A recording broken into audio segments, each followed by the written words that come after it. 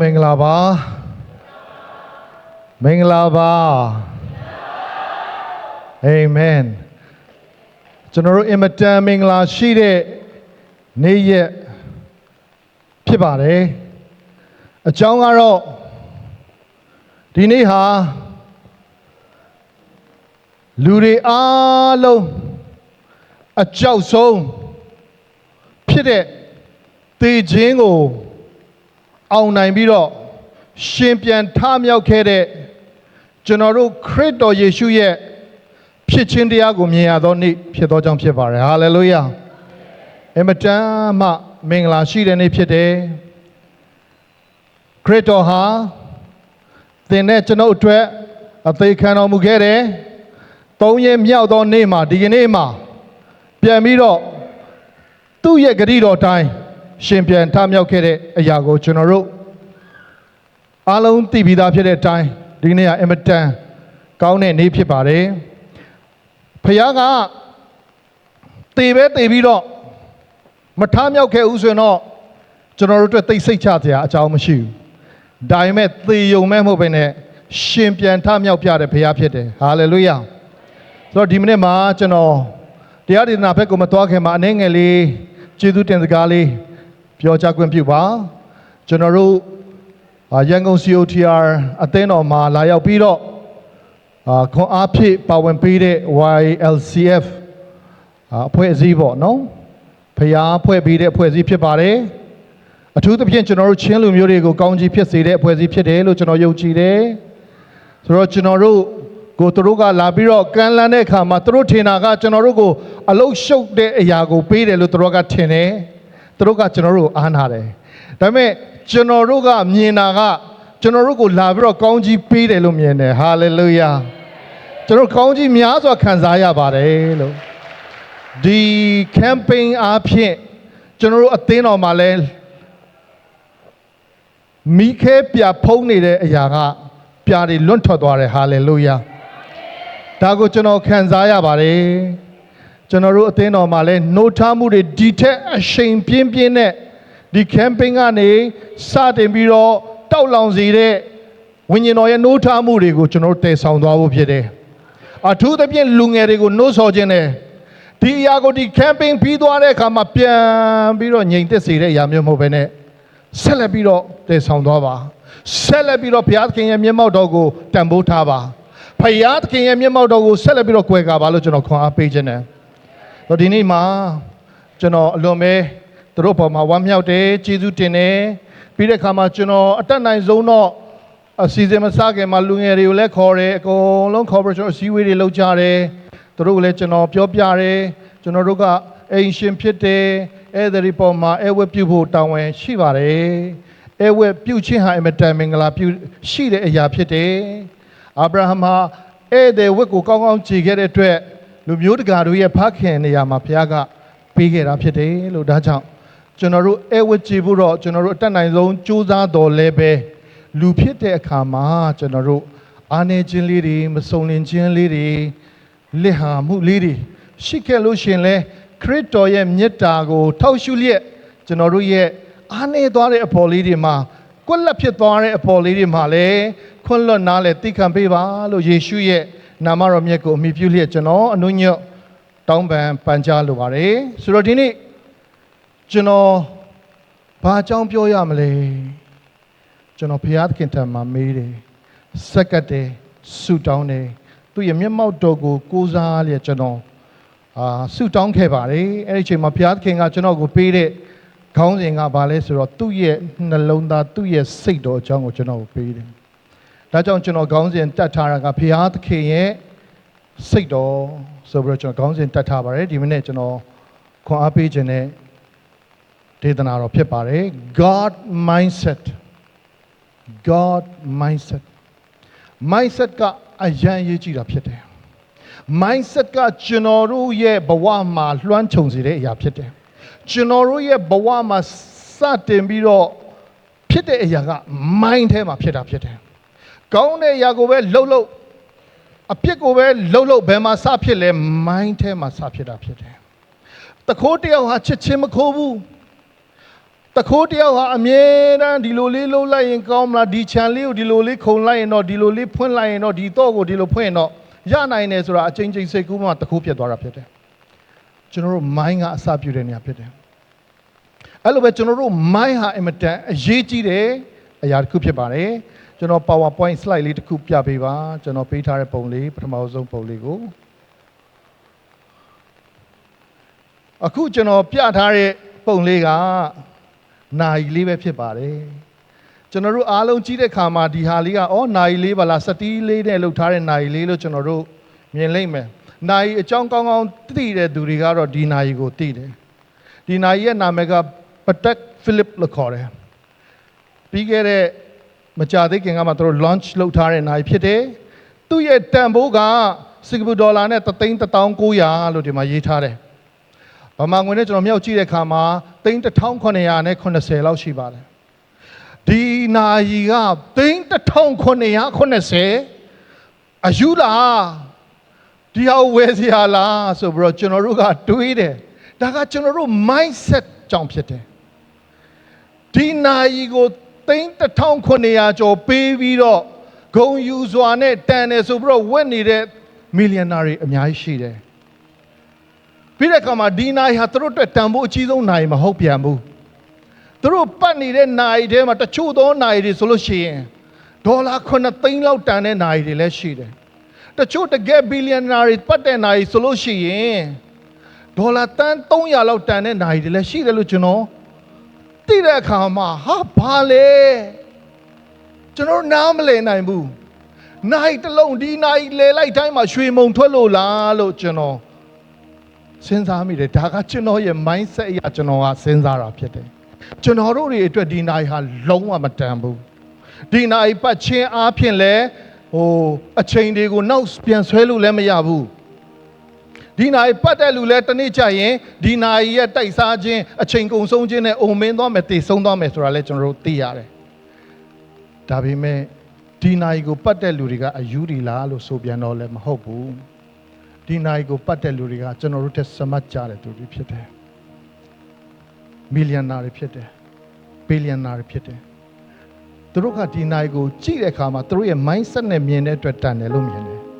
ကျွန်တော်တို့ကကြည့်တဲ့အခါမှာမတန်ဘူးလို့မြင်တယ်ဘာကြောင့်ဖြစ်သွားတာလဲဆိုတော့ mindset ကြောင့်ဖြစ်တာဖြစ်တယ် mindset ဟာအရင်အရေးကြီးတယ်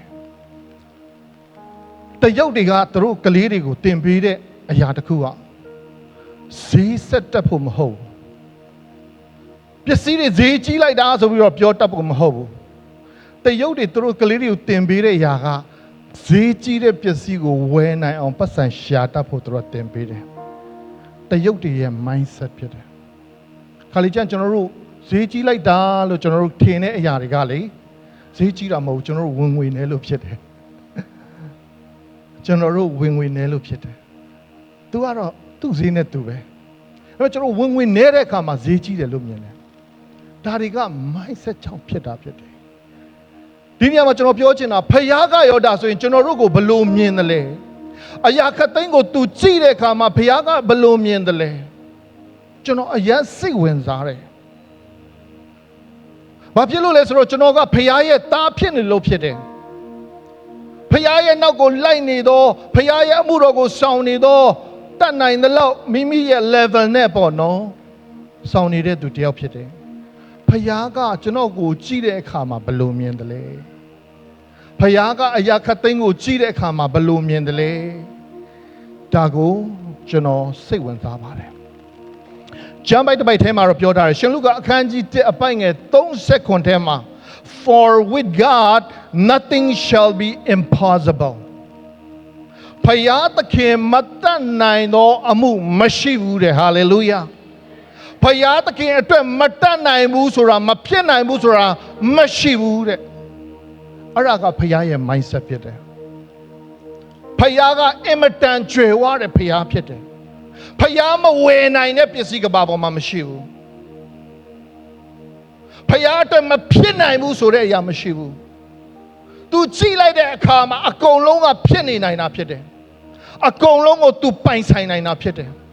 အဲ့တလောက်ထိချမ်းသာကြွယ်ဝပြီးတော့ကောင်းမြတ်တဲ့ဘုရားဖြစ်တယ် ဖခင်သခင်ဟာဂျေဇုတော်အရာမှာလဲကြွယ်ဝတဲ့ဖခင်ဖြစ်တယ်ဟာလေလုယာတနာခြင်းဂရုဏာလဲရှိတဲ့ဖခင်ဖြစ်တယ်ကြွယ်ဝတဲ့ဖခင်ဖြစ်တယ်ထိုနည်းတူစွာပဲကောင်းကြီးမင်္ဂလာပေးတဲ့ခါမှာလဲကြွယ်ဝစွာပေးတတ်တဲ့ဖခင်ဖြစ်တယ်ဟာလေလုယာဒါကအင်မတန်ကောင်းမြတ်တဲ့သတင်းဖြစ်တယ်ကျွန်တော်တို့အတွက်အင်မတန်ကောင်းတယ်ကျွန်တော်တို့နောက်ထပ် slide တစ်ခုလေးပြပေးပါဒါကျွန်တော်တို့မြင်ရတဲ့အရာက galaxy ဖြစ်ပါတယ်ဂျိုးတွေပေါ့နော်ကျွန်တော်တို့ကဘာကြီးကအရန်ကြီးတယ်လို့ထင်တာတကယ်သွားလိလာကြည့်ကဘာကတိတိလေးပဲဖြစ်တယ် galaxy ထဲမှာကျွန်တော်တို့ဒီနေအဖွဲ့အစည်း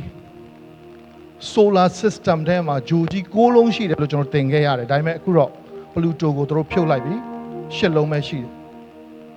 အဲ့ဒီဂျိုး7လုံးထဲမှာကျွန်တော်တို့ကကဘာမှာနေတယ်နေရဲ့အဖွဲ့အစည်းထဲမှာဒါပေမဲ့ကျွန်တော်တို့မသိတဲ့အခြားသော system တွေ galaxy တွေအများကြီးရှိတယ်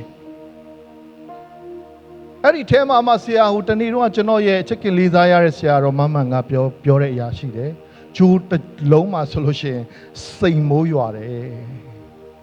ကျွန်တော်လည်းဖတ်လိုက်ရတယ်ဂျိုးတစ်လုံးဟာဆိုလို့ရှိရင်ကဘာထက်လေးစားကြီးတယ်ဒါပေမဲ့တစ်ခုလုံးကစိန်တုံကြီးဖြစ်တယ်စိန်နေကြီးပဲဖြစ်တယ်အဲ့ဒီအရာကိုဖန်ဆင်းတော်သူဟာဖခင်ဖြစ်တယ်ဟာလေလုယာခက်ဖန်ဆင်းတာလားဆိုတော့မဟုတ်ဘူးဘယ်လိုဖန်ဆင်းလဲဆိုတော့လက်ညှိုးနဲ့ဖန်ဆင်းတာဖြစ်တယ်ဟာလေလုယာဆာလံရှစ်ခုမြောက်သောဆာလံအပိုက်ငယ်3ထဲမှာလက်ညှိုးတော်အလုတ်တည်ဟူသောကိုရောဤမိုးကောင်းခင်ကို၎င်းပြင်ဆင်တော်မူသောလနှင့်ကြယ်များကို၎င်းအကျွန်ုပ်ဆင်ခြင်သောလူသည်အဘယ်သို့သောသူဖြစ်၍ကိုရောသည်အောင်းမေ့တော်မူရတတ်တယ်လက်ညှိုးတော်နဲ့ဖန်ဆင်းတဲ့အရာတွေဖြစ်တယ်ဒါတွေကတိတ်ခက်မနေဘူးဘုရားအတွက်တုံဖြစ်သွားတာဖြစ်တယ်အတလောက်ထိတကိုးတော်ကျွယ်ဝတဲ့ဘုရားဖြစ်တယ်ဖယားရဲ့အလေးလာဖယားရဲ့ဖြစ်ခြင်းတရားကိုကျွန်တော်တို့ကသိကျွမ်းလာလေကျွန်တော်တို့ကဘလောက်ထိသိတယ်လဲဆိုတော့ကျွန်တော်တို့ကဆင်ခြင်မိလေဖြစ်တယ်ဟာလေလုယာခါလေးချလူတွေကဟာနည်းနည်းလေးလှုပ်လာနိုင်ပြီဟာ AI ဒီဘာတွေလှုပ်လာနိုင်ပြီဆက်ရုပ်တွေလှုပ်လာနိုင်ပြီဆိုအဟုတ်ကြီးထင်တာဘုရားတွေဖျက်တဲ့အရင်လွယ်တယ်ဖျားကကျွန်တော်တို့ထက်ရှေ့ကိုအများကြီးရောက်ပြီးသားကျွန်တော်တို့မျက်လုံးတစ်လုံးရဲ့လှုပ်ဆောင်နိုင်ခြင်းကိုလေ့လာကြည့်ပါဘလောက်ထိအံ့ဩဖွယ်ကောင်းတယ်လဲအနုစိတ်ဖန်ဆင်းနိုင်သောဘုရားဖြစ်တယ်ကြီးမားသောအရာတွေကိုလည်းလက်ညှိုးတော်နဲ့ဘုံဖန်ဆင်းနိုင်တဲ့ဘုရားဖြစ်တယ်တိတ်ကြွယ်ဝတဲ့ဘုရားဖြစ်တယ်တကိုးတော်ပဲကြွယ်ဝတာလားဆိုတော့မဟုတ်ဘူးကောင်းကြီးပေးတဲ့ခါမှာလည်းကြွယ်ဝစွာပေးတတ်တဲ့ဘုရားဖြစ်တယ်ဟာလေလုယာကျွန်တော်တို့ဓမ္မရာသဝင်စတုတ္ထစာဆောင်အခန်းကြီး4ထဲမှာကျွန်တော်ဖတ်ကြည့်မယ်ဆိုရင် prophet အမျိုးသားတစ်ယောက်ရဲ့မယားအကြောင်းကိုကျွန်တော်တွေ့ရတယ်အဲ့ဒီမယားကဘာဖြစ်တယ်လဲဆိုတော့အယံဆင်းရဲပြီးတော့အကျွေးတင်တယ်အကျွေးတင်တဲ့ခါမှာသူ့ရဲ့သား2ယောက်ကိုကျွေးရှင်ကလာသိမ်းပြီးတော့ကျွန်အဖြစ်နဲ့စေခိုင်းဖို့ဖြစ်နေတဲ့အခြေအနေမှာသူကဘသူစီသွားတယ်လဲဆိုတော့ဘေးရင်ဆရာစီသွားတယ်လို့မပြောထားဘူးကျမ်းစာထဲမှာဘယ်သူစီသွားတယ်လဲဆိုတော့ဖယားလူစီသွားတယ်ဟာလေလုယာကျွန်တော်တို့လည်းဒါသိပြီးတော့ဆင်ခြင်ဖို့ကောင်းတဲ့အရာဖြစ်တယ်ကျွန်တော်တို့ဒုက္ခရောက်တဲ့အခါမှာကျွန်တော်တို့ပြဿနာတွေနဲ့ရင်ဆိုင်ရတဲ့အခါမှာခက်ခဲတွေကျွန်တော်တို့မကြော်လွှားနိုင်တော့ဘူးကျွန်တော်တို့မဖြေရှင်းနိုင်တော့ဘူးဆိုရင်ကျွန်တော်တို့ကဘယ်သွားတာလဲစဉ်းစားပါကိုယ့်ကိုပြန်ပေးပါငါပြဿနာဖြစ်တိုင်းမှာငါဘသူ့ကိုအားကိုးတာလဲပြန်စဉ်းစားစီခြင်းပါတယ်အချို့သောသူတွေကကိုယ့်ကိုခရိယန်လို့တော့ပြောတယ်ဒါပေမဲ့သူတို့သွားနေတဲ့နေရာခရိယန်သွားတဲ့နေရာမဟုတ်ဘူးဖယားနောက်လိုက်ပြီးသွားရမယ့်နေရာမဟုတ်ဘူးဒီ prophet ရဲ့မယားကတော့ prophet ကိုယ်တိုင်ကဖယားကိုသိချစ်တော်သူဖြစ်သောကြောင့်ကောင်းကောင်းသင်ပေးခဲ့တယ်အဲ့ဒီမယားကဘယ်သွားရမလဲဆိုတာသူသိတယ်ဟာလေလုယာခါလီမာလီကျွန်တော်တို့ခရစ်တော်နောက်ကိုလိုက်တဲ့အခါမှာပြဿနာတွေအကုန်လုံးမရှိတာမဟုတ်ဘူး ပြဿနာတွေနဲ့ရင်ဆိုင်ရတယ်အခက်အခဲတွေဆင်းရဲခြင်းတွေတွေ့ကြုံရတဲ့အခါတွေရှိတယ်ဒါပေမဲ့ကျွန်တော်တို့တွေ့တဲ့တင်ကောင်းကကျွန်တော်တို့သွားရမယ့်နေရာရှိတယ်ဟာလေလုယာကျွန်တော်တို့အားကိုးထိုက်တော်သူရှိတယ်ဖခင်ရဲ့လူစီကိုသူသွားတယ်တဲ့ကျမ်းစာစီမှာအေလိရှဲထံကိုသူလာတဲ့ခါမှာဘလို့သူ့ရဲ့အခက်အခဲတွေကိုသူပြောပြတဲ့အခါမှာအေလိရှဲကပြန်ပေးတယ်တင့်မှာဘာရှိလဲတင့်မှာဘာရှိလဲဘုရားကကျွန်တော်တို့ကိုကောင်းကြီးပေးခြင်းတဲ့အခါမှာလေခါလီကြရင်ကျွန်တော်တို့မှာအများရှိတရားမလို့ဘူးဗျတခုလေးရှိရင်ရပြီဟာလေလုယာကျွန်တော်မှာ PhD ရှိတယ်ကျွန်တော်မှာ MBA ဘွဲ့ရှိတယ်ကျွန်တော်ကရုပ်ချောတယ်ကျွန်တော်အတန်ကောင်းတယ်ကောင်းပါတယ်အများရှိတာလေကောင်းပါတယ်ဒါပေမဲ့ကျွန်တော်မှာမိဘမရှိဘူးကျွန်တော်မှာပညာမရှိဘူးအာမငယ်နဲ့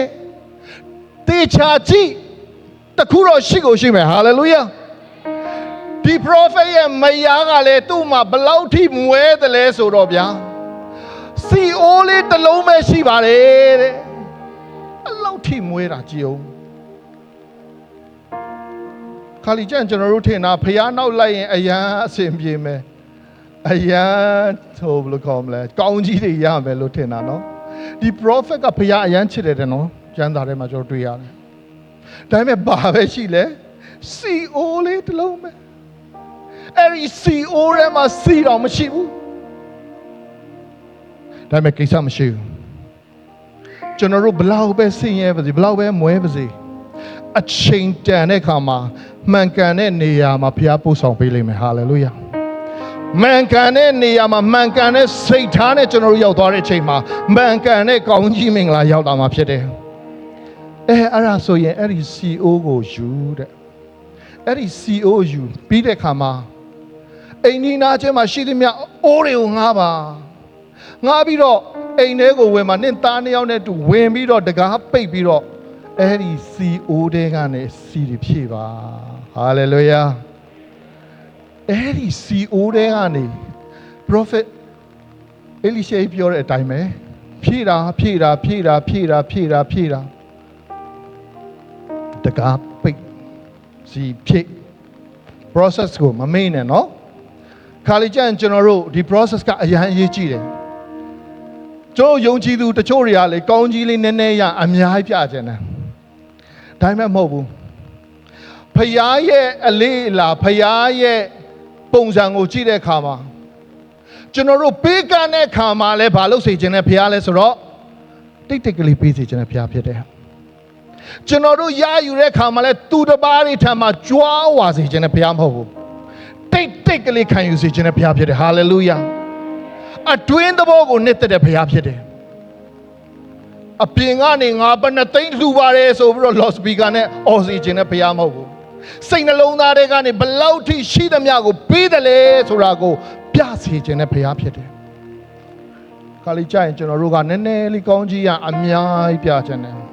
တစေကဲ့သို့ပွားခြင်းနဲ့ဖောင်းပွားတဲ့သဘောတွေတွေးရတယ်တချို့သောယုံကြည်သူတွေစီမှာဖယားမကြိုက်တကားပိတ်ခံယူပါကောင်းကြီးဘယ်လောက်ထိလဲဆိုတော့ CO တွေအားလုံးပြည့်သွားပြီးတဲ့ခါမှာအဲ့ဒီထဲက CO တွေကဘယ်လောက်ထိလုံလောက်လဲဆိုအကျွေးဆက်ဖို့လုံလောက်တယ်ဟာလေလုယာဖယားသခင်ကသင်ဘယ်လောက်ပဲများတဲ့အကျွေးရှိသူ့ထံကိုသာနီးလမ်းမှန်ကန်စွာနဲ့ကျွန်တော်တို့ချင်းကပ်မယ်ဆိုရင်အဲ့ဒီအကျွေးတွေဆက်ပြီးတဲ့ပြင်မှာတဲ့ကျန်တဲ့အိုးတွေမှာပြည့်နေတဲ့စီတွေကိုရောင်းပြီးတော့မင်းတို့သားမီးတွေလှူစားပါတယ်ဟာလေလုယာပိုရှန်အောင်ပေးတဲ့ဘုရားဖြစ်တယ်တကယ်ကြွယ်ဝတဲ့ဘုရားဖြစ်တယ်ဘုရားရဲ့ mindset ကလည်းအယမ်းကြွယ်ဝတယ်ဒါကိုကျွန်တော်တို့မသိဘူးဆိုရင်ကျွန်တော်တို့ဆုံးရှုံးမှာဖြစ်တယ်ရှင်လုကာခန်းကြီး15ထဲမှာလည်းကျွန်တော်တို့ဘာအကြောင်းတွေ့ရကျွန်တော်အားလုံးယဉ်နေပြီးသားဖြစ်တယ်ယနေ့တရက်အိုင်နာမှာရှိမုံတို့ပိုက်ကွန်နဲ့ငါးဖမ်းတာလေတညာလုံးဖမ်းတာရလားဆိုတော့တခါမှမရဘူးအဲ့ဒါမျိုးရှိတယ်ခါလေးကြံကျွန်တော်ဘဝမှာလဲလေစူးစမ်းပြီးတော့လှုပ်တယ်ဒါမှမရလားမရဘူး မရဘာဖြစ်လို့လဲကျွန်တော်တို့ human mindset ကျွန်တော်တို့ရဲ့အတတ်ပညာကျွန်တော်တို့ရဲ့အသိပညာကျွန်တော်အားကိုးပြီးတော့လုပ်ကြတယ်ဒါပေမဲ့ result ကထွက်မလာပေတူလဲတကယ်ကိုဝါရင်နဲ့ငါးဖမ်းစရာပဲဒါပေမဲ့မရဘူးညမှာဘာလို့ဖမ်းတာလဲကျွန်တော်စိတ်ဝင်စားတဲ့အခါမှာလေ့လာကြည့်တဲ့အခါမှာအဲ့ဂင်နေတီရဲ့ရေအိုင်ဆိုတာငါတဲ့ရေအရန်ကြည်တဲ့နေရာဖြစ်တယ်တဲ့နေ့မှာဖမ်းဘယ်တော့မှမရအောင်ဘာဖြစ်လို့လဲဒီလိုလှမ်းပစ်တာကိုငါးတွေကတွေ့တဲ့အခါမှာပြေးကုန်တယ်အဲ့တော့မှောင်တဲ့ညမှာဖမ်းမှာပဲမိတဲ့အရာဖြစ်တယ်ဒါပေမဲ့တညာလုံးဖမ်းတာမရဘူးယေရှုရောက်လာတယ်သူ့လေပေါ်မှာခဏနေမယ်လို့ခွင့်တောင်းတယ်ခွင့်ပေးလိုက်တယ်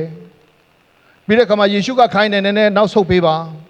ကမ်းတယ်နည်းနည်းခွာပေးပါနောက်ဆုတ်ပေးလိုက်တယ်ပြီးတဲ့အခါမှာသူ့အလုပ်သူဆက်လုပ်တယ်ပြန်တော့မယ်ပိုက်ကွန်နေရှော်နေပြီပြန်ခံနေပြီငါမရအောင်အဲ့လိုနဲ့နေတဲ့အချိန်မှာယေရှုကတရားတွေဟော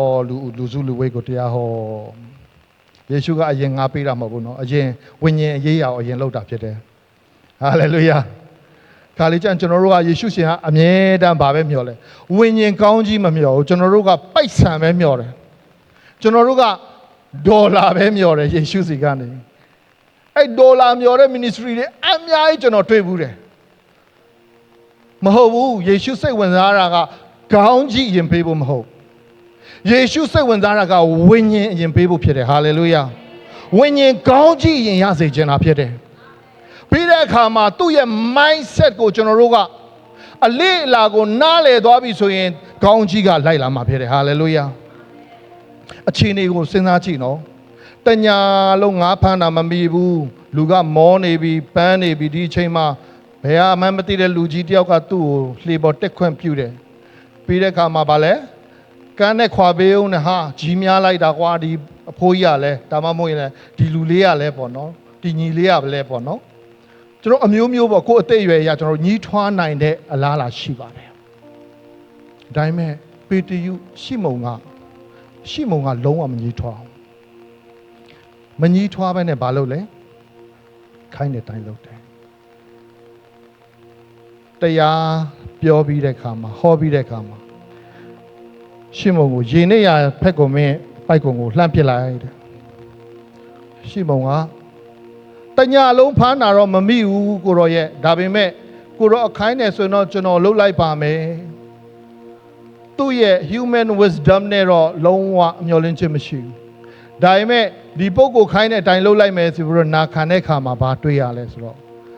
ငါးတွေအများကြီးမိလာတာတွေ့ရတယ်ဟာလေလုယာဒီခါလေးကျန်ကျွန်တော်တို့လူအနေနဲ့စ조사ပြီးလှုပ်ဆောင်တဲ့အခါမှာမရတော့တဲ့အခါမှာကျွန်တော်တို့ကဘာကိုဝန်ခံဖို့လို့လဲ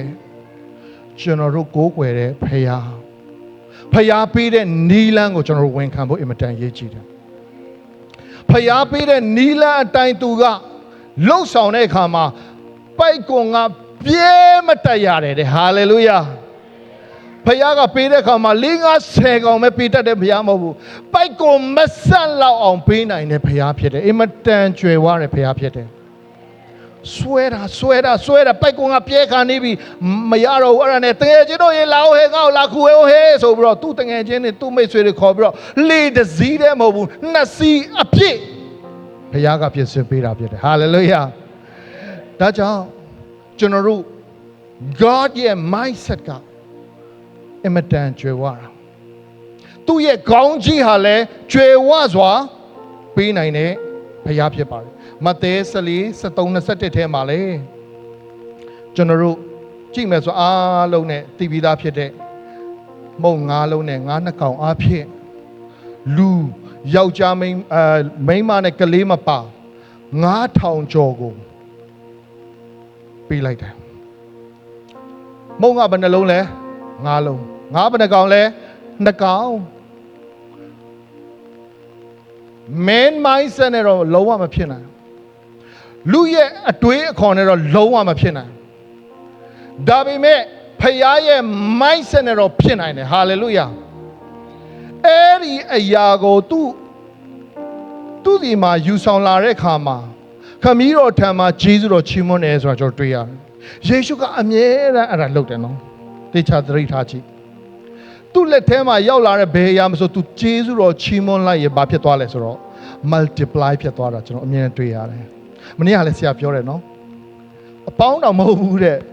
မြောက်သွားတာတဲ့နော်မြောက်သွားတာတကယ်လဲဟုတ်တယ်ပေါင်းတလောက်လေးပဲဆိုတော့ဖြစ်ချင်မှဖြစ်မှာတကယ်မြောက်သွားတာတစ်ယောက်ကိုပေးလိုက်ရင်2ခုဖြစ်သွားတယ်2ယောက်ကိုပေးလိုက်ရင်4ခုဖြစ်သွားတာနေမှာပေါ့9000ကိုဝေပြီးတဲ့အခါမှာဘယ်နှတောင်းပို့သေးလဲ2တောင်းမဟုတ်ဘူးနော်12တောင်း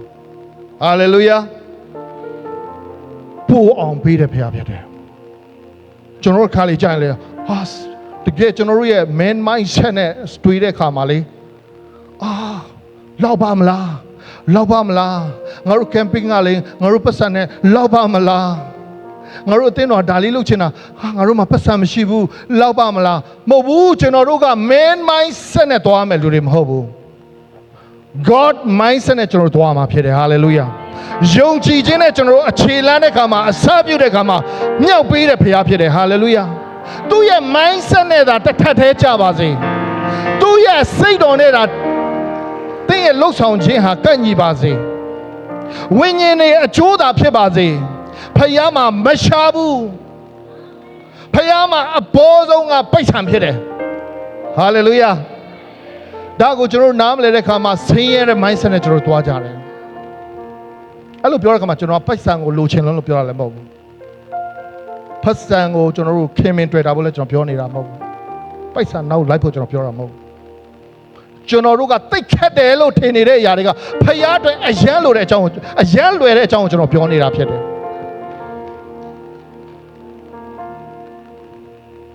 God mindset ကအယံကျွယ်ပါတယ်ကြည့်တဲ့အခါမှာအယံလွယ်တယ်ကျွန်တော်တို့အယံခက်တဲ့အရာတွေကသူ့အတွက်အယံလွယ်တာဖြစ်တယ်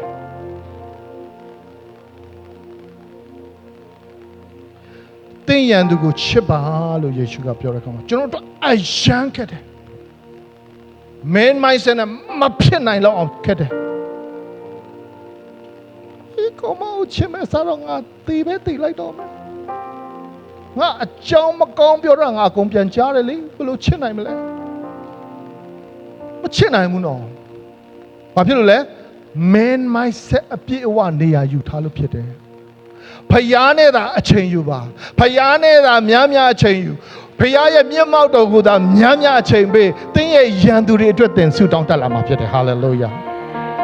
ဖယားအတွက်တော့အဲ့ဒါအယံလွယ်တာဖြစ်တယ်ဖယားကကြည်လိုက်တဲ့ခါမှာ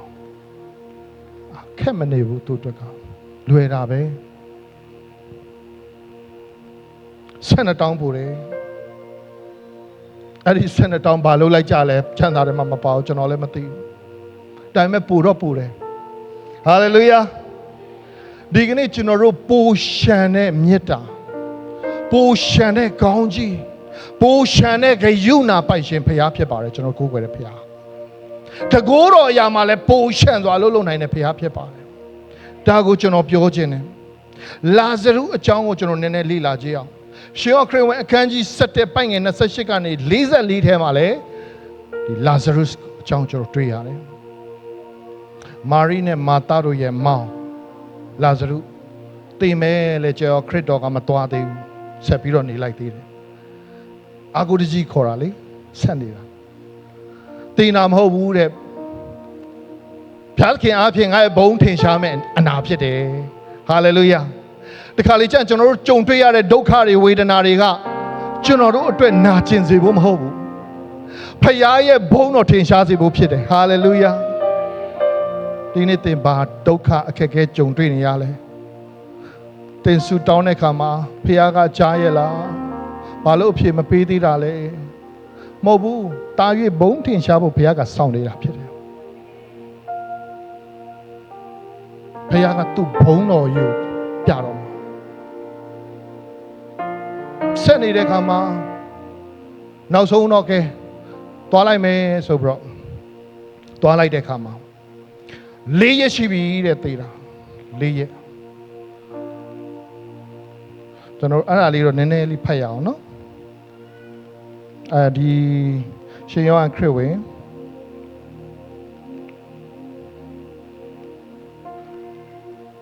နည်းနည်းအပေါ်ဘက်ကိုနည်းနည်းတင်ပေးပါဦးဒါ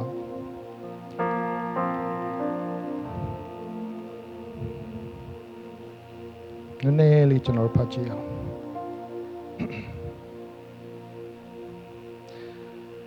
ဘေသနိရွာရောက်သွားတဲ့အခါမှာယေရှုကြွလာတော်မူကြောင်းကိုမာသသည်ကြားလျင်ကိုတော်ကိုခရီးဥကြိုပြုတ်ခြင်းကသွား၏ဝမ်းတော့နေတာပေါ့ဒီလောက်ဖြားပြီးတော့တေတော့မယ်လာပါဆိုတာမလာဘူးချစ်တယ်လည်းပြောသေးတယ်နင်တို့ငါချစ်တယ်လို့လည်းပြောသေးတယ်ဘာလို့မလာတာလဲသူတို့မျောနေတဲ့ချိန်မှာမလာဘူးလေအရန်အားကိုးတာလေဒါပေမဲ့ဘာဖြစ်လဲ feeling နဲ့မသွားဘူး decision နဲ့သွားတယ်ကောင်းကောင်းအဲဝတ်ပြုတယ်ယေရှုကြွလာတဲ့ချိန်မှာပြစ်မထားဘူးယေရှုကိုကောင်းကောင်းခရီးဥကြိုပြုတယ်ကာလီကျန်ကျွန်တော်တို့ကတော့ခန်းစားချက်တွေနဲ့တိတ်သွားတတ်တယ်နော်ဒါလေးကိုချစ်လေးကျွန်တော်ပြောချင်တယ်ကျွန်တော်တို့ဖြစ်စေခြင်းတဲ့အတိုင်းမလုပ်ပေးလာဘူးဆိုရင်အမှုတော်ဆောင်ပဲဖြစ်ဖြစ်ဘာကြီးပဲဖြစ်နေဂယုမဆိုင်ဂယုမဆိုင်ကောင်းမဆက်ဆံခြင်းတော့မနေညဆရာပြောတာလားမသိဘူးနော်အေဂျီဒီသူ့ရဲ့အတင်းသားသူတို့အတင်းသားဆိုလို့ရှိရင်စဖက်ပေးတယ်ဆိုတာလေနော်ကျွန်တော်တို့စိတ်နဲ့တထက်တည်းကြတယ်ကျွန်တော်တို့နဲ့အဆင်ပြေတယ်ဆိုရင်ကျွန်တော်တို့ကပေးခြင်းနဲ့အသားလဲကျွေးခြင်းနဲ့ဘာပဲဖြစ်ဖြစ်လုပ်ပေးခြင်းမကြတော့ဘူးဆိုရင်ကျွန်တော်တို့ကလှည့်ကိုမကြည့်ချင်တာ unplug ပေါ့နော် unplug ဘဝရောက်သွားတာဒါပေမဲ့ဒီမှာကျွန်တော်အင်မတန်လေးစားတယ်အတုယူတယ်သူတို့စီကနေသင်ယူတယ်ဘာလဲယုံကြည်သူဆိုတာကျွန်တော်တို့ခံစားခြင်းနဲ့သွားရမယ်သူတွေမဟုတ်ဘူးကျွန်တော်ယုံကြည်ခြင်းနဲ့သွားရမှာဖြစ်တယ်ခရစ်တော်ကိုသူတို့ယုံကြည်ထားတဲ့အရာကသူတို့မောင်ကိုကဲမကဲပြောင်းလဲမသွားဘူးသူတို့ရဲ့ဆက်ဆံရေးကပြောင်းလဲမသွားဘူးခရစ်တော်လာတဲ့ချိန်မှာနှလုံးသားထဲမှာဝမ်းနည်းနေတယ်နာကျင်နေတယ်ကျင်တဲ့ချိန်မှာလည်းကျင်နာမယ်ဒါပေမဲ့သူတို့အဲဝဲပြုတယ်ခရီးဥချိုပြုတယ်ကိုရောကျမမောင်လေးတော့သွားပြီကိုရောရဲ့စောလာခဲ့ရမှာကိုရောစောလာခဲ့လို့ရှင်သေမှာမဟုတ်ဘူးတဲ့21ထဲပိုင်ငယ်21ထဲမာတာတခင်ကိုရောရှိတော်မူလျင်ကျမဤမောင်မသေးပါ human mindset နဲ့ပြောတာလူအတွေးနဲ့ပြောတာသူမြင်ဘူးတယ်ယေရှုကအနာရောဂါတွေကိုငြိမ်းစေတယ်မျက်စိကန်းသောသူကိုပြန်မြင်စေတယ်သူမြင်ဘူးတယ်ကြားဘူးတယ်အဲ့တော့ तू က mindset လေးကဘာ mindset ပဲရှိနေလဲဆိုတော့အဲ့ဒီ miracle ကိုမျှော်လင့်တဲ့ mindset လေးပဲရှိတယ်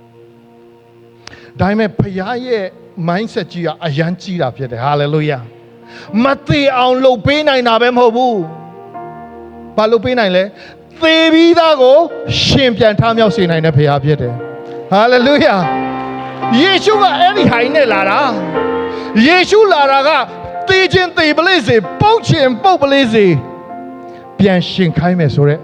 mindset နဲ့လာတာဖြစ်တယ်ဒါပေမဲ့ကျွန်တော်တို့မျောလင့်ထားတဲ့ mindset ကလေးကဘာလဲအော်ကိုရောလာလို့ရှင်လေသေမှာမဟုတ်ဘူးဆိုတဲ့ mindset ကလေးနဲ့ကျွန်တော်တို့ကဝမ်းနေတာခါလီချန်ကျွန်တော်တို့ကမသိဘူးကျွန်တော်တို့ပြဿနာတွေသိကြီးတဲ့ခါမှာဖခင်ကမဖြေရှင်းနိုင်တော့ဘူးလို့ထင်တာမဟုတ်ဘူးဖခင်ကအကြီးလုပ်ပေးခြင်းလို့ဖြစ်တယ်ဟာလေလုယာကျမသားဆူတောင်းတာနဲ့30လောက်ရှိပြီမပြောင်းလဲဘူးသွားပြီးမဖြေရှင်းနိုင်တော့ဘူးလို့ထင်တာမဟုတ်ဘူးဖခင်ကအကြီးကျယ်ပြောင်းလဲစေမှာဖြစ်တယ်ဖခင်အတွက်ဘယ်တော့မှနောက်ကျတယ်ဆိုတာမရှိဘူးဖခင်ဟာအမြဲတမ်းအချိန်မှန်ပဲအလုပ်လုပ်တဲ့ဖခင်ဖြစ်တယ်လူရဲ့နာယီနဲ့အလုပ်လုပ်တဲ့ဖခင်မဟုတ်လူရဲ့ပြက်ကလေးနဲ့အလုပ်လုပ်တဲ့ဖခင်မဟုတ်ဖခင်ဟာအမြဲတမ်းသူ့ရဲ့အချိန်ကိုက်အလုပ်လုပ်တဲ့ဖခင်ဖြစ်တယ်လွဲမချော်နိုင်တဲ့ဖခင်ဖြစ်တယ်ကျွန်တော်တို့စัจ java လာရဲ့လေပတ်ချင်းကိုတင်လေးလာလေးဖခင်ရဲ့အချိန်ကိုက်အလုပ်လုပ်နိုင်မှုဟာဘလောက်အောပွဲကောင်းလဲဆိုတာတင်သိလေးဖြစ်မှာဖြစ်တယ်စัจ java လာရဲ့လေပတ်တဲ့အရာတွားနေတဲ့အရာအရှိန်နေတယ်တစ်ခုနဲ့တစ်ခုလွဲချော်မှုတွေဖြစ်အောင်ကွက်တိလုပ်ထားတာဒီကနေ့ကျွန်တော်ကဘာမြေကြီးကိုသာဥက္ကာခဲပြန်ကြီးတွေအများကြီးရှိတယ်လေနော်လေဟာနယ်ထဲမှာ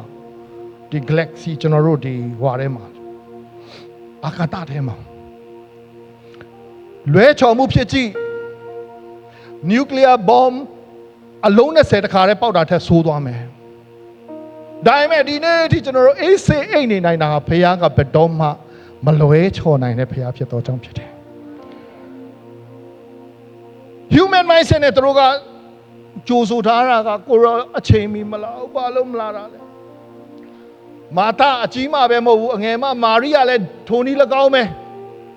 ခရစ်တော်ကိုတွေ့တဲ့အခါမှာဒီစကားပဲထပ်ပြောတယ်ကိုရောသာအချိန်မီရောက်ခဲ့ရင်ကျွန်မအမောင်တေးရမှာမဟုတ်ဘူးကိုရောရဲ့ human mindset ဒါပေမဲ့ယေရှုကပြောတယ်ပိုက်ငယ်25ထဲမှာငါသည်ထားမြောက်ခြင်းကြောင့်အသက်ရှင်ခြင်းကြောင့်ဖြစ်ငါကိုယုံကြည်သောသူသည်သေလွင်တော်လဲရှင်လိမ့်မည်ငါကိုယုံကြည်၍အသက်ရှင်သောသူရှိသမျှသည်လည်းသေခြင်းနဲ့အစင်မပြတ်ကင်းလွတ်လိမ့်မည်ဟာလေလုယာဖခင်ပြောတာကတခဏတာဒီဘဝကနေသေခြင်းကနေရှင်ယုံမဲမကောက်ဘူးတဲ့ထာဝရကာလမှာလည်းသူ့ကိုရှင်ခွင့်ပေးမယ်တဲ့ဟာလေလုယာအရှမ်းကောင်းတဲ့သတင်းဖြစ်ပါတယ်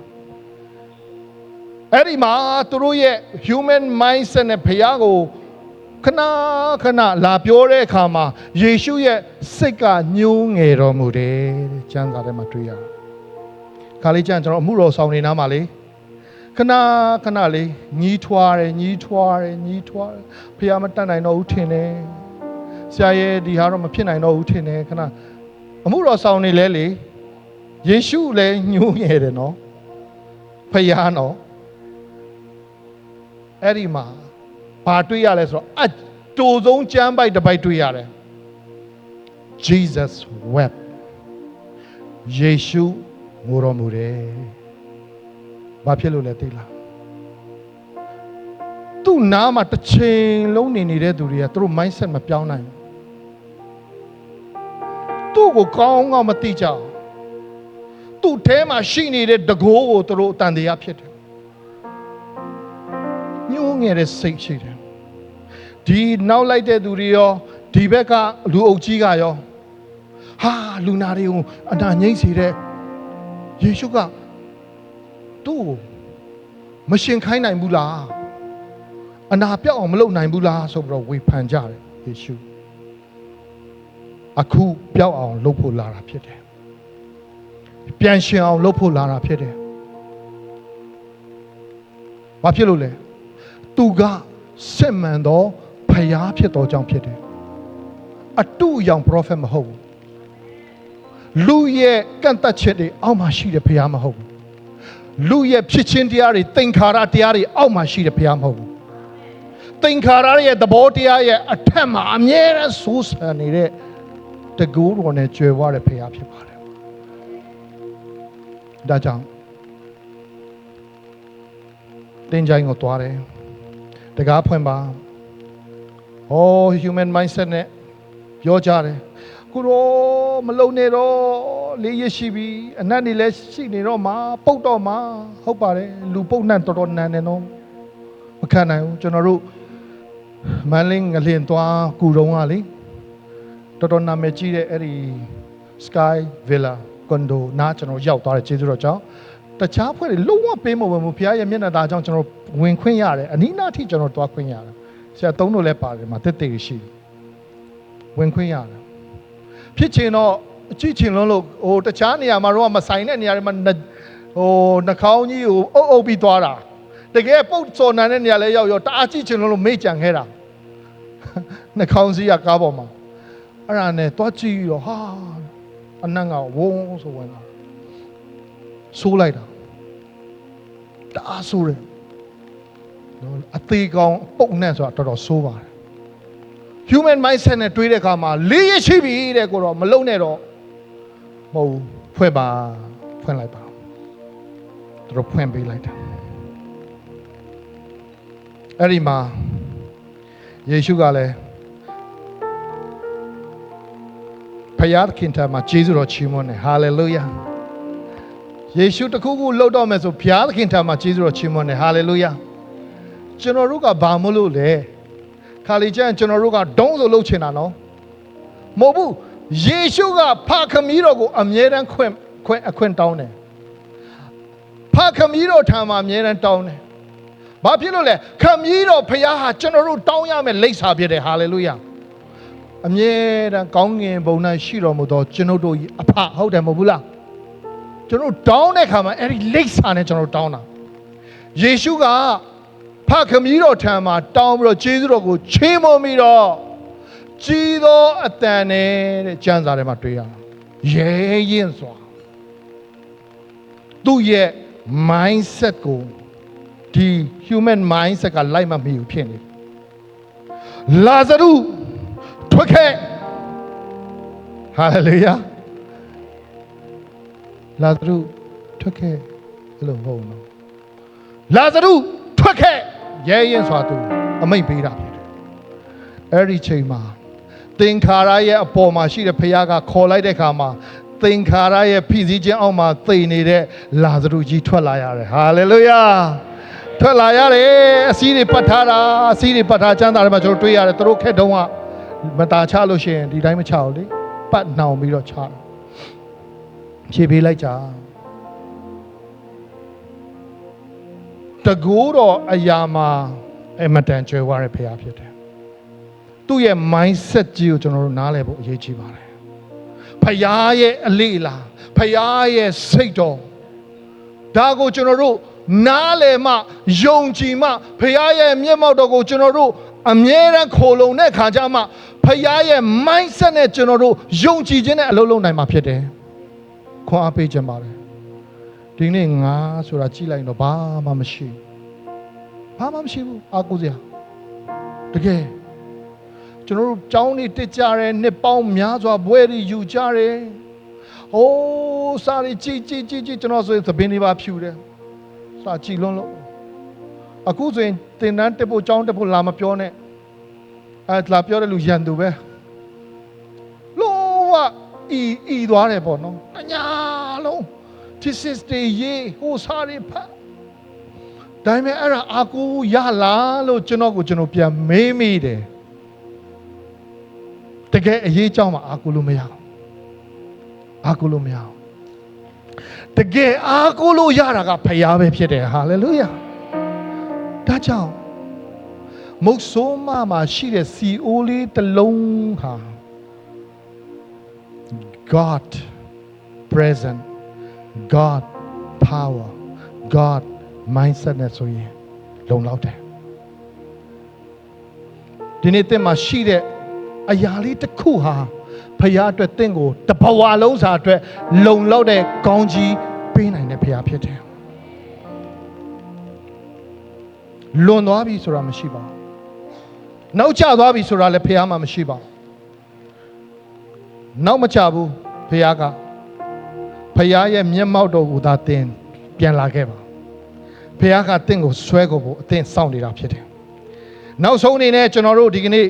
resurrection day ဖြစ်တဲ့အခါမှာရှင်ပြန်ထမြောက်တော်မူရာနေ့ဖြစ်တဲ့အခါမှာရှင်ပြန်ထမြောက်တဲ့အကြောင်းနဲ့ပြောမယ်ဆရာဝန်တွေတိတ်တော်တဲ့တမားတော်ကြီးတွေကမသေးခင်မှာကုပေးတဲ့အခါမှာသေမဲ့လူနာရှင်သွားတယ်သူ့ရဲ့ပညာနဲ့ဒါပေမဲ့အဲ့ဒီဆရာဝန်ကြီးကိုယ်တိုင်လည်းအချိန်တန်တဲ့အခါမှာသေသွားတယ်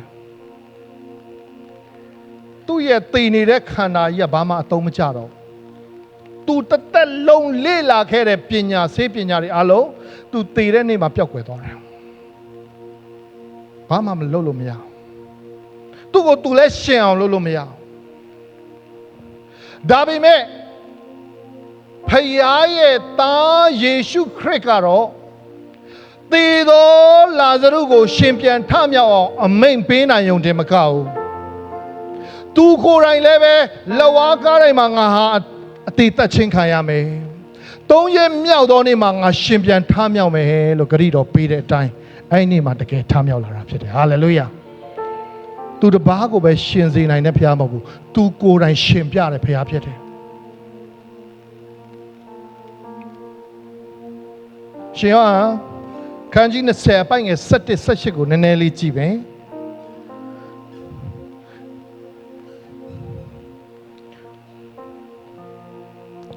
ဒီမှာမာဂဒလမာရိတိုင်းကျေးဇူးပြုပြီးတော့ခုနကတော့ဟို PowerPoint slide လေးဟိုပါလေဟိုကြောက်တုံးလေးနဲ့ယေရှုဆောင်လေးနဲ့အဲ့ဒါလေးတစ်ချက်ပြပေးပါ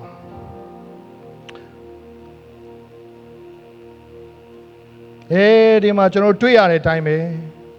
အဲ့ဒီခက်တုံးကသူတို့တကြိုတဲ့အခါမှာဒီလိုကြောက်တုံးနေနဲ့ပိတ်ပြီးတော့ဂူထဲမှာတကြိုတာဖြစ်တယ်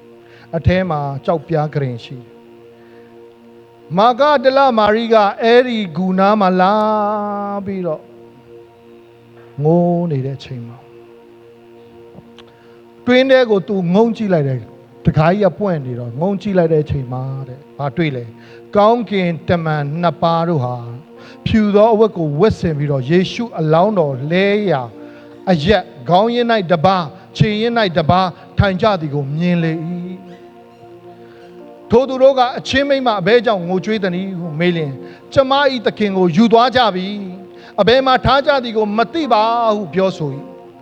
ထို့သောဆိုပြီးမှနောက်သို့လှည့်လျင်ယေရှုရက်နေတော်မူသည်ကိုမြင်တော်လဲယေရှုဖြစ်တော်မူသည်ကိုမသိခါလီမာကျွန်တော်ယေရှုနာမှာတစ်ချိန်လုံးနေခဲ့ပြီးတော့မာဂဒလမာရိဆိုလို့ရှိရင်ယေရှုကိုဘလောက်ချစ်လဲဆိုတော့ဘလောက်ခင်လဲဆိုတော့သူ့ရဲ့စီမွေးနဲ့လည်းခြေထောက်ကိုဆေးခဲ့တယ်သပင်နဲ့လည်းတုတ်ခဲ့တယ်အရာယေရှုကိုခြေထောက်ကိုနမ်းပြီးတော့မျက်ရည်နဲ့ခြေတော်ရင်းမှာပြည့်ဝတ်ပြီးတော့အယမ်းချစ်ခဲ့တဲ့သူဖြစ်တယ်ဒါပေမဲ့ human mindset ကအပြည့်အဝရှိနေတဲ့အခါမှာသေတော်သူကတော့ဘယ်တော့ရှင်မလဲမရှင်ဘူးလို့သူကအပြည့်အဝယုံကြည်ထားတဲ့အခါမှာယေရှုရဲ့ပေးတဲ့ဂတိကိုတန်တရားရှိစွာနဲ့ဆက်ဆံမိတယ်အဲ့ဒီခါမှာယေရှုကိုယ်တိုင်ကသူ့နားမှာရက်နေပေမဲ့မမြင်ဘူး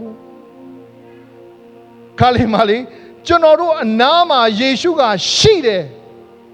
ဒါပေမဲ့ကျွန်တော်တို့ရဲ့ဇာတိသဘောတွေဖုံးလွှမ်းနေတဲ့ခါမှာယေရှုကိုမမြင်ဘူးယေရှုကိုမသိဘူးယေရှုကသူ့အနားမှာရှိတယ်အဘယ်သူကိုရှာသနည်းဟုမေးတော်မူ၏မာရိကတင်သည်သူ့ကိုဆောင်သွားသည်မှလည်းအဘယ်မှာထားသည်ကိုကျမအားပြောပြပါကျမယူသွားပါမည်အရှင်ဟုထိုသူကိုဥယျာဉ်ဆောင်ဖြစ်သည်ဟုထင်မှတ်လျက်ပြောဆို၏ယေရှုကိုယ်တိုင်ကိုယေရှုအလောင်းကိုနင်ခိုးသွားတာလားတဲ့သွားပြီးတော့ဆွဲဥယျာဉ်ဆောင်ထင်သွားတယ်ခါလေးမှာဖခင်ကကျွန်တော်တို့ကိုအနားမှာစကားပြောတယ် instruction ပေးတယ်ကျွန်တော်တို့အနားမှာကူညီပေးဖို့ရှိတယ်ဒါပေမဲ့ကျွန်တော်တို့ကယေရှုကိုမမြင်နိုင်ဘူးကျွန်တော်တို့ကတလွဲကြီးမြင်တယ်ဘာဖြစ်လို့လဲဆိုတော့ကျွန်တော်တို့ဇာတိသဘောအများများလို့ဖြစ်တယ်ဖခင်ရဲ့မျက်မှောက်တော့ဖခင်ရဲ့ mindset နဲ့ connect မဖြစ်တဲ့အခါမှာဖခင်ကိုယ်တိုင်ကိုကျွန်တော်တို့မမြင်နိုင်တော့ဒီတိုင်းပဲမာဂဒလမာရိကလည်းပြန်ရှင်မှာမဟုတ်ဘူးလို့လုံးဝတစ်ထက်ချယုံကြည်ထားတာ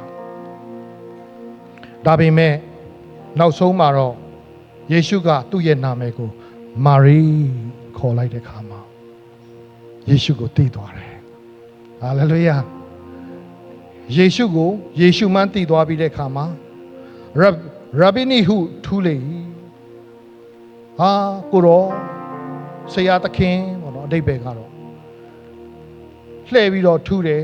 အရှင်ဖေဟာဆိုပြီးတော့ထူးတယ်ယေရှုကလည်းငါ့ကိုမဖက်နဲ့အောင်နော်ထူးတဲ့အခါမှာယေရှုမှန်းသိသွားတဲ့အခါမှာချစ်ချင်းဖက်တာနေမှာပေါ့မဖက်နဲ့အောင်ငါခမည်းတော်ထံသို့မတက်ရသေးငါညီတို့ရှိရသွားလောငါဤခမည်းတော်တည်ဟူသောသင်ဤခမည်းတော်ငါဤဖျားသခင်တည်ဟူသောသင်တို့ဤဖျားသခင်ထံတော်သို့ငါတက်ရမည့်အကြောင်းအရာကိုကြားပြောလောဟု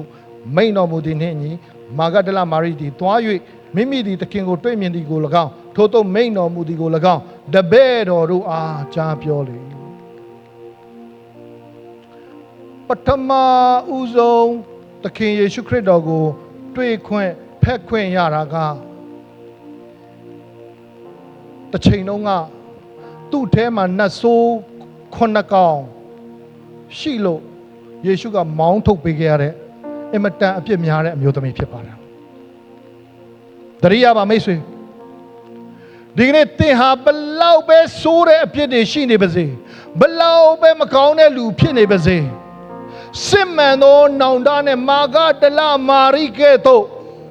ဖခင်ရဲ့ခြေတော်ရင်းမှာပြပြဝဲအောင်နေပြီးတော့မိမိရဲ့အပြစ်ကိုနောင်တရပြီးတော့ပြန်လှည့်လာမယ်ဆိုလို့ရှိရင်အထူးခြားဆုံးတမိုင်းဝင်တဲ့နေ့တစ်နေ့ဖြစ်တဲ့ဘယ်တော့မှကဘာပေါ်မှာဖြစ်တော့မှာမဟုတ်တဲ့ဘယ်တော့ခါမှလည်းဆက်ပြီးတော့ဖြစ်တော့မှာမဟုတ်တဲ့ရှင်ပြန်ထမြောက်တော်မူသောသခင်ကိုပထမဦးဆုံးပွေဖက်ခွင့်ရတော်သူတင်လည်းဖြစ်နိုင်တာဖြစ်တယ်ဟာလေလုယာအမတန်ကြီးမြတ်တဲ့အခွင့်ကိုမာဂဒလမာရိယာရရှိခဲ့တာဖြစ်တယ်ဖခင်ရဲ့တကူတော်ဖခင်ရဲ့ဖြစ်ခြင်းတရားဖခင်ရဲ့ mindset ဒါတွေကိုကျွန်တော်တို့ကတည်တည်ချာချာနားလည်နိုင်ဖို့အတွက်ကအခြားသောအရာတွေဘာနဲ့မှလုပ်လို့မရအခုတလို့ကျွန်တော်တို့ camping မှာအမြဲတမ်းကျွန်တော်တို့ရဲ့ဆရာကနေတည်ဆောင်လာပြီးတဲ့အဓိက main theme message လို့ကျွန်တော်ပြောလို့တယ်အဲ့ဒီအရာအဖြစ်မရနိုင်တယ်အဲ့ဒါကဘာလဲဆိုတော့ဖခင်ရဲ့မျက်မှောက်တော်ကိုတန်ဖိုးထားခြင်းဖြစ်တယ်ဖခင်ရဲ့မျက်မှောက်တော်ကိုကျွန်တော်တို့တန်ဖိုးထားရအောင်ဖခင်ရဲ့မျက်မှောက်တော်ကိုကျွန်တော်ရှာတက်လာတဲ့ခါမှာဖခင်ရဲ့မျက်မှောက်တော်ကိုကျွန်တော်တန်ဖိုးထားတက်လာတဲ့ခါမှာဖခင်ရဲ့နှုတ်ကပတ်တော်မှာကျွန်တော်တို့ပျော်မွေ့လာတဲ့ခါမှာမွေ့လျော်လာတဲ့ခါမှာဆူတောင်းခြင်းမှာကျွန်တော်မွေ့လျော်လာတဲ့ခါမှာဖခင်ရဲ့ mindset ကကျွန်တော်ထဲကိုရောက်လာတာဖြစ်တယ်ဟာလေလုယာဖခင်ရဲ့တကူတော်ကကျွန်တော်တို့မှာစီစဉ်လာတာဖြစ်တယ်ကျွန်တော်တို့သွားတဲ့ခါမှာလေဘိတ်သိမ့်နဲ့သွားလာတက်လာတာဖြစ်တယ်အဲ့လိုကျွန်တော်ပြောချင်တယ်တကူကိုဟာဖြစ်နိုင်မှာမဟုတ်ပါဘူးဒါငါတို့လိုလူမျိုးတွေလုံးဝမဲ့အရာမဟုတ်ဘူးလို့မတွေးတော့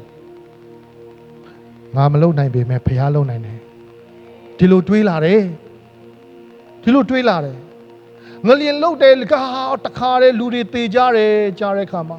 နှလုံးသားထဲမှာငိုကြွေးတယ်နှလုံးသားထဲမှာအယံကူခြင်းပေးခြင်းတယ်ကိုကြည့်တော့လဲဘာမှမဟုတ်ဘူးဒါပေမဲ့ဖခင်တတ်နိုင်တယ်ဆိုတာတော့အပြည့်အဝယုံကြည်တဲ့ခါမှာစမယ်ကျွန်တော်ဒီ pulpit ပေါ်ကနေကြောင်ညာတယ်ကျွန်တော်တို့လာမဲ့ပတ်ပါကျွန်တော်စမယ်လက်ထဲမှာဘာရှိလဲဘာမှမရှိဘူးဖခင်ရှိတယ်ဖခင်တတ်နိုင်တယ်ဆိုတာကျွန်တော်နားလဲတယ်စမယ်ဆိုတဲ့စိတ်ကဘယ်ကနေဖြစ်လာလဲဆိုတော့ဖခင် mindset ထဲကနေဖြစ်လာတာဖြစ်တယ်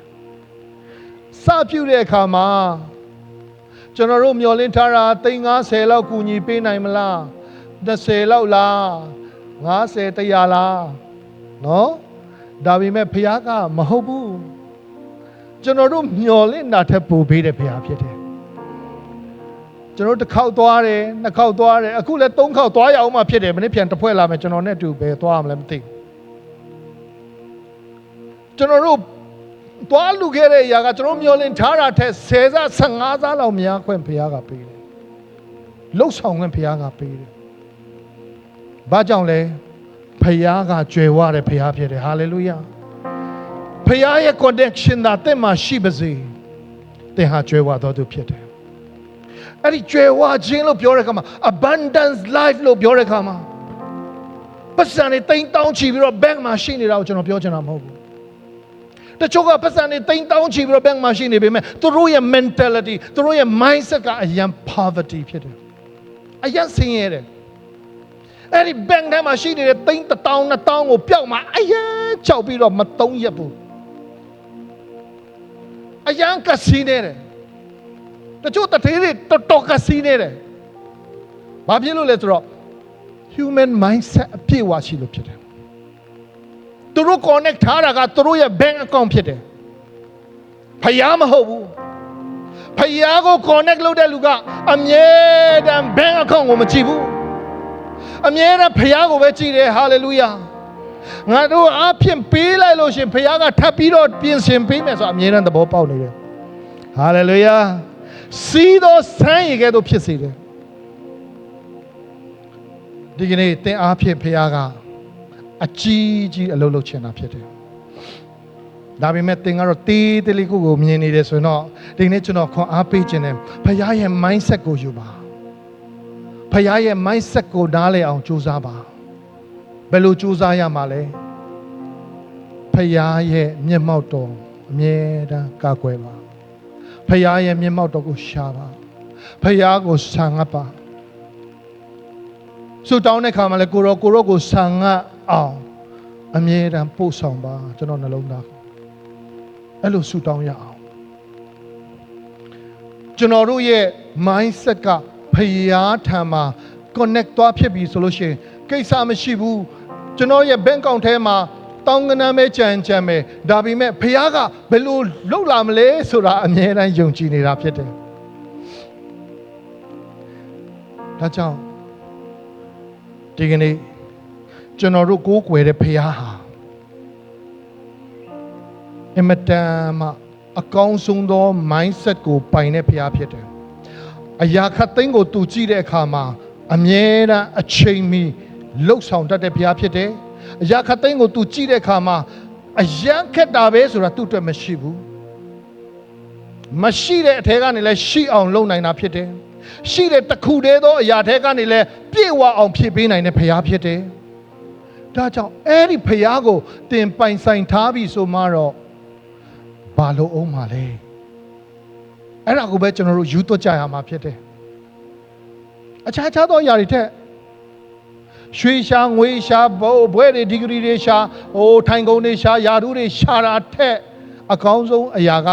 ဖခင်ရဲ့မျက်မှောက်တော်ကိုရှာခြင်းဖြစ်တယ်။ဘာကြောင့်လဲဆိုတော့အဲ့ဒီမျက်မှောက်တော်ထဲမှာပဲဖခင်ကဘာတွေတွေးလဲဖခင်ကငါဘဝအတွက်ဘာဖြစ်စေချင်တာလဲဖခင်ကငါ့ကိုဘယ်လိုအသုံးပြုချင်တာလဲဆိုတာကိုတဖြည်းဖြည်းကျွန်တော်တို့မြင်ရလာတာဖြစ်တယ်။ဒါကြောင့်ဒီကနေ့မရှိတော့တဲ့သင်ချိုင်းထဲမှာဘုရားကိုသွားမရှာနဲ့တော့ကျွန်တော်ပြောချင်တယ်အဲ့ဒီဘုရားကရှင်ပြန်ထမြောက်ပြီးပြီဖြစ်တယ်ရှင်ပြန်ထမြောက်ပြီးတော့ကောင်းကင်ကိုကြွသွားပြီးပြီဖြစ်တယ်သူရဲ့ဂတိတော်အတိုင်းဥပဒေဆရာတန်ရှင်းသောဝိညာဉ်တော်ကိုကျွန်တော်တို့ထံမှာဆေလွတ်ပြီးသားဖြစ်တယ်ဒီကနေ့သင်နဲ့ကျွန်တော်အထင်းမှာနေရာယူတယ်အတန်ရှင်းလုံးသောအခန်းထဲမှာဓမ္မဟောင်းခက်မှာနေရာယူတယ်ပြီးတဲ့အခါမှာသခင်ယေရှုခရစ်တော်အပြင်ကျွန်တော်တို့အလယ်မှာလာပြီးတော့နေရာယူတယ်ဒီကနေ့ခက်ကတော့သင်အထဲမှာကျွန်တော်အထဲမှာနေရာယူတဲ့ဘုရားဖြစ်တယ်ကျွန်တော်တို့နဲ့မဆိုင်တဲ့အလုပ်တွေဘုရားမကြိုက်တဲ့အရာတွေကိုကျွန်တော်လုပ်တဲ့အခါမှာဝမ်းနည်းတဲ့ဘုရားဖြစ်တယ်အဲ့ဒီဘုရားရဲ့မျက်မှောက်တော်အမြဲတမ်းတင့်နာမှာရှိနေတယ်ဘုရားရဲ့မျက်မှောက်တော်ကိုကျွန်တော်တာ၍ဆံငတ်ပြီးတော့တာ၍လိုချင်သောသူများအရောက်ချင်းစီတိုင်းဖြစ်ပါစေလို့ဆုတောင်းဆန္ဒပြုရင်းနဲ့ညီကုန်းချုပ်ပါတယ်ရောက်ချင်းစီတိုင်းမှာဖျားရှင်ကောင်းချီးပေးပါစေ